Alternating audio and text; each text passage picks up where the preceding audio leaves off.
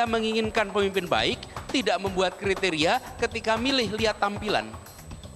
Terpidana korupsi biasanya pada saat remisinya dibatasi merasa HAM-nya dilanggar. Tapi pada saat korupsi lupa bahwa HAM rakyat Indonesia seluruhnya dilanggar. Saat ini kalau ditanya saya akan coba fokus dengan karier saya di militer.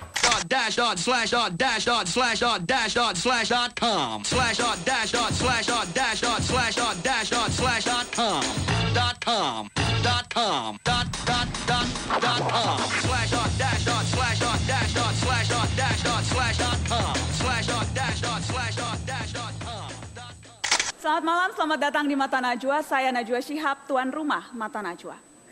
Kisah serangkaian anak muda kini terpilih menjadi bahan cerita.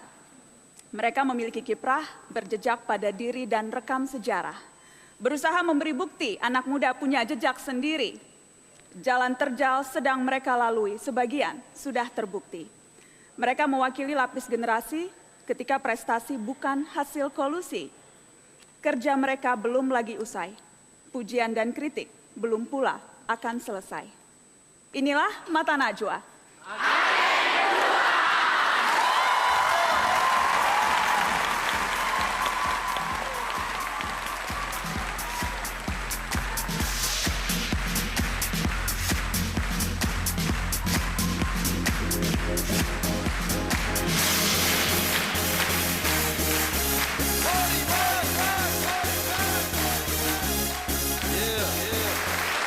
Kita sambut tiga narasumber, tiga agen perubahan. Anies Baswedan, Denny Indrayana, dan Agus Harimurti Yudhoyono.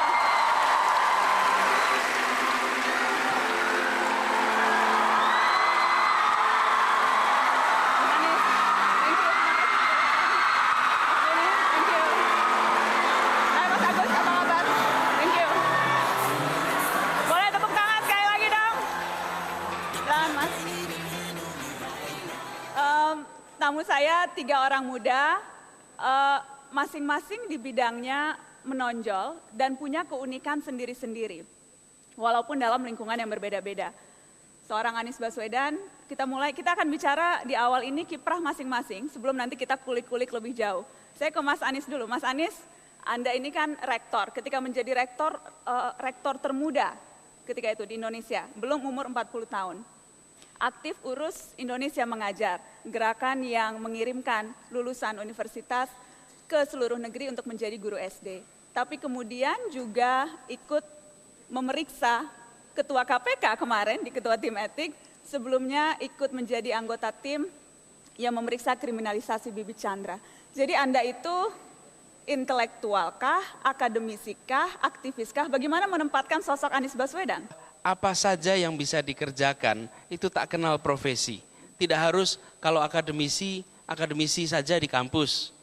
Atau menjadi aktivis saja tidak ada basis intelektualnya.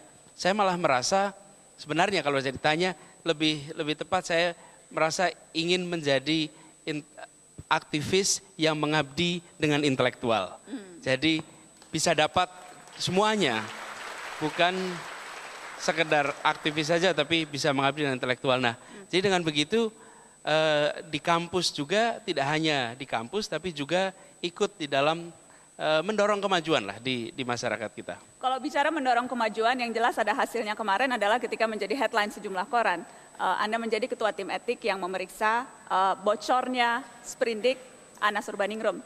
Teman-teman pasti ingat. Kita sudah tahu hasilnya karena sudah diumumkan, tapi kita ingin tahu proses dalamnya. Karena itu sesuatu yang sangat sensitif, menyangkut korupsi, ada dugaan intervensi, ada unsur istana, mohon maaf pada anaknya yang duduk di sana. Kemudian ada banyak hal, memeriksa ketua lembaga yang paling ditakuti di negeri ini. Seberapa rumit ketika itu? Tidak terlalu rumit sebetulnya. Kita ini seringkali dirumitkan justru oleh persepsi kita sendiri. Ketika komite etik ditugaskan untuk menilai pimpinan KPK, ya kita nilai mereka sebagai individu-individu yang sejajar posisinya sebagai warga negara, bandingkan dengan kode etik. Jadi kesungkanan, kekhawatiran itu ditiadakan. Kita lugas saja. Pemeriksaan semua dijalankan secara saya bisa katakan sangat terbuka. dan melihat informasi-informasi yang tidak bisa diceritakan. Tetapi itu semua, proses itu semua saya melihat prosesnya fair, dan yang berada di tim itu saya paling muda. Iya, karena yang lain kalau kita ingat semuanya berambut putih tuh anggota timnya, cuma Mas Anies yang rambut putihnya masih sedikit-sedikit, Iya, yang lainnya sudah tua-tua. Jadi yang paling meledak-ledak atau justru yang paling kalem nih? Ya, jadi yang lain itu sudah meninggalkan dunia hitam. Nah. Jadi sudah tidak lagi di Kalau Mas dunia Anies baru hitam. Saya memasuki dunia hitam ya? Saya belum masuk dunia hitam.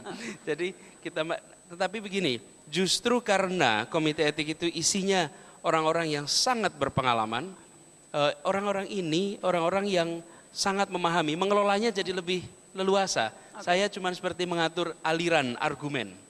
Karena itu, dan kalau ditanya proses pertanyaannya, saya nggak bisa cerita, tapi hampir bisa dibilang selesai ditanyai, biasanya kita harus sampaikan juga, tadi itu dilakukan karena memang posisi kita, nothing personal, kira-kira gitu. Meskipun harus tajam-tajam yang ditanyakan. Boleh tepuk tangan Anies Baswedan.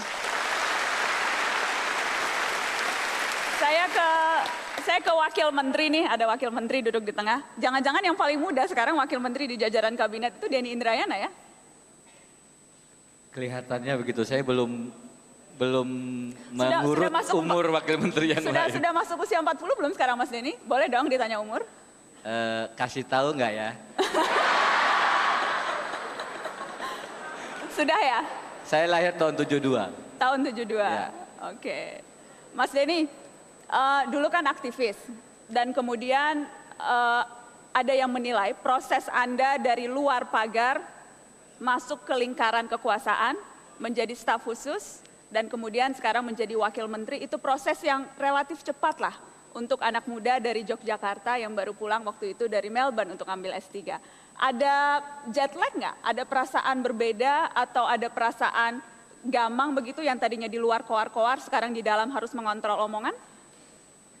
Saya tentu berbeda diksi, pilihan-pilihan kata, kalau menjadi pengamat dan sekarang. Tetapi kalau boleh, ya yang bisa menilai kan teman-teman semua. Saya tidak bisa menilai. Mudah-mudahan komitmen untuk tetap menjaga Indonesia yang baik, Indonesia yang punya integritas, Indonesia yang bersih dari korupsi, mudah-mudahan masih bisa dipertahankan lah. Yang penting itu menurut saya. Kalau ada yang menilai sepak terjang Denny Indrayana itu sejak di dalam, itu banyak sekali musuhnya. Dari mulai orang DPR yang bilang tidak ganteng, mohon maaf Mas Denny. Waktu itu dibilang Denny Indrayana tidak ganteng di rapat terbuka DPR. Belum kemudian yang mau didemo sipir lapas seluruh Indonesia. Kemudian waktu itu juga Mas Denny kita ingat mau dilaporkan ke polisi oleh advokat koruptor yang tersinggung dengan tweet Denny Indrayana. Jadi tampaknya sepak terjangnya memang sengaja mencari musuh. Efektifkah cara-cara konfrontasi seperti itu? Saya tidak berharap banyak musuh, tetapi kalau yang merasa menjadi musuh itu mafia narkoba, kemudian koruptor, ya saya pikir itu semua musuh kita bersama.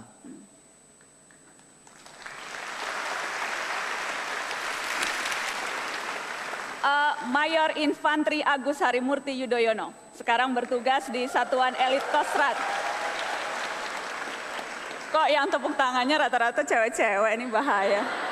Bahaya. Anda sekarang bertugas di Kostrat ya Mas Agus, Brigade Infantri Lintas Udara 17. Ya betul, Mbak Nana. Seperti apa sih mungkin bisa beri gambaran ke kami semua yang, karena kan dunia militer itu dunia yang tertutup, jauh dari pandangan mata begitu. Bahwa seorang perwira militer berseragam datang ke kampus itu mungkin sesuatu yang jarang terjadi. Nah, seperti apa sih keseharian seorang perwira muda TNI di Kostrat terutama yang Anda lakukan? Baik, secara umum tugas perwira di militer itu tentu berlatih dan menyiapkan dirinya untuk skenario terburuk, yaitu pertempuran dan peperangan. Sehingga di masa damai seperti sekarang ini, tugas kami tentu berlatih dan juga menempa diri melalui sejumlah pendidikan sehingga kami bisa meningkatkan kualitas dan kapasitas diri. Kasih gambaran dong keseharian, jadi bangun pagi jam 7, terus masuk kantor jam berapa tuh? Kan mau tahu nih kalau militer masuk kantornya jam berapa sih? Jam 6 pagi sudah harus ada di markas atau gimana? Ya, kita biasanya bangun diawali dengan trompet pagi, kemudian melaksanakan kegiatan olahraga atau fisik, bisa berlari, bisa yang lainnya. Kemudian tentu apel pagi, di sana disampaikan sejumlah perhatian dari seorang komandan atau seorang pemimpin kepada anak buahnya sehingga mereka mengerti dan memiliki nilai-nilai keprajuritan yang baik. Kemudian tentu setelah itu melaksanakan latihan-latihan, bisa latihan menembak, bisa latihan bertempur yang lainnya begitu.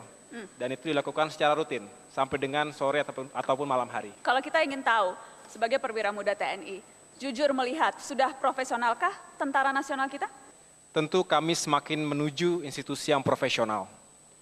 Artinya memang bisa menjadi relatif, tergantung dari sudut pandang mana, tetapi kita telah berupaya untuk setiap saat meningkatkan kemampuan diri kita.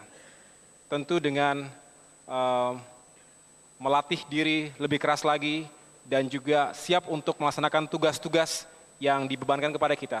Kalau tadi dikatakan sudah profesional, akhir-akhir ini ada banyak kejadian yang menunjukkan hal yang sebaliknya, Mas Agus. Saya harus bertanya pada Anda tentang apa yang terjadi di lapasnya Mas Denny Indrayana. Ketika kemarin secara terbuka dikatakan anggota Kopassus memang melakukan penyerangan. Sebelumnya ada bentrok antara aparat di Oku, Sumatera Selatan. Bentrokan-bentrokan ini, Anda sebagai perwira muda, bagaimana menanggapinya? Secara umum sikap kami adalah menyesali setiap terjadinya insiden-insiden yang tidak diperlukan, apalagi sampai dengan menimbulkan korban jiwa di pihak siapapun.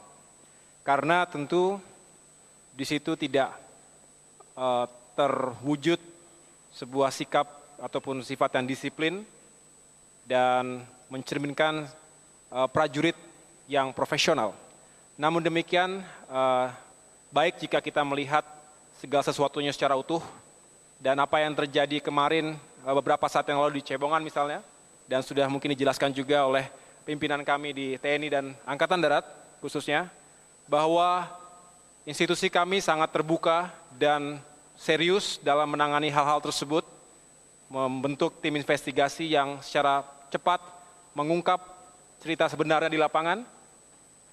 Ada motivasi tertentu, tetapi tentu itu tidak bisa secara sempit kita terjemahkan begitu saja.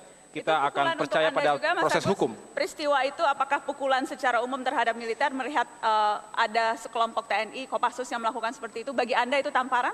Tamparan? Apakah itu sesuatu yang menurut Anda memalukan? Sikap saya begini, kita tidak bisa melihat segala sesuatunya itu general, institusi. Karena institusi manapun pasti ada sesuatu yang anomali ataupun tidak terjadi sesuatu yang di luar dari kepatutannya. Itu terjadi dimanapun. Nah, tentu kita berupaya untuk tidak menciderai institusi secara berlebihan. Oke.